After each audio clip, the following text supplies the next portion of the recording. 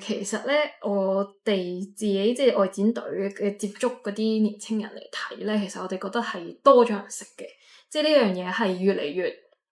越普及嘅，係啦，即係都同埋都預計係會，即係我覺得佢係會流行一段時間咯，因為而家係都其實都算係一個好新興嘅一個毒品啦，因為依家食太空油嗰個方式係真係好，即係隨時隨地佢哋就可以去可能豬兩啖啊呢一個方式，其實就變咗佢哋係都即係好容易去到接觸到，而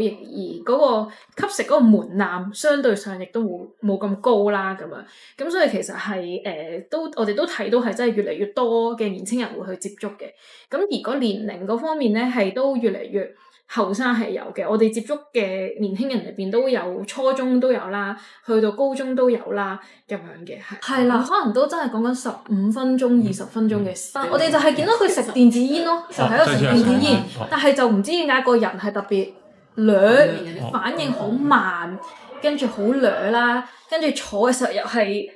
撇住咁樣坐嘅咁樣咯，係啦，咁但係傾下下咧，又回復翻正常咁樣就。即係嗰陣就會覺得呢個片段都幾深刻。我一開頭知道呢樣嘢係我個朋友咯，跟住佢哋有一次唔開心，跟住就突然之間諗起人哋話好似飲酒咁樣，飲醉酒咁樣啦，吸3啖就好似飲醉酒咁，咁跟住就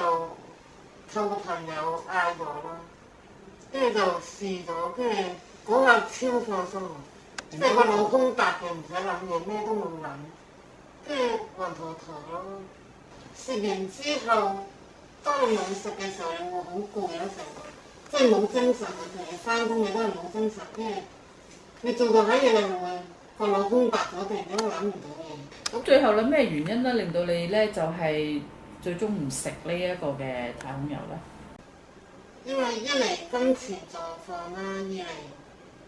即係好似自己食完，即係自己個情緒都唔係好好咯。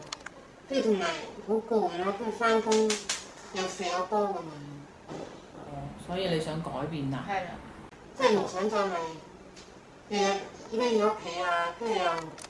又唔使朋友啊。最頹嘅日子係點行啊？最頹嘅日子，就係每日瞓醒跟住食，跟住瞓覺，跟住好少出街嘅咯，就係匿喺屋企咯，跟住。譬如有時有朋友揾，即係手機揾我啦，係完全可以覆唔到機，即係過咗幾日先好似消失咗嗰一排就。有試過。戒得辛唔辛苦啊？都辛苦。其實持續都會記性好差咯，即係你反應好慢，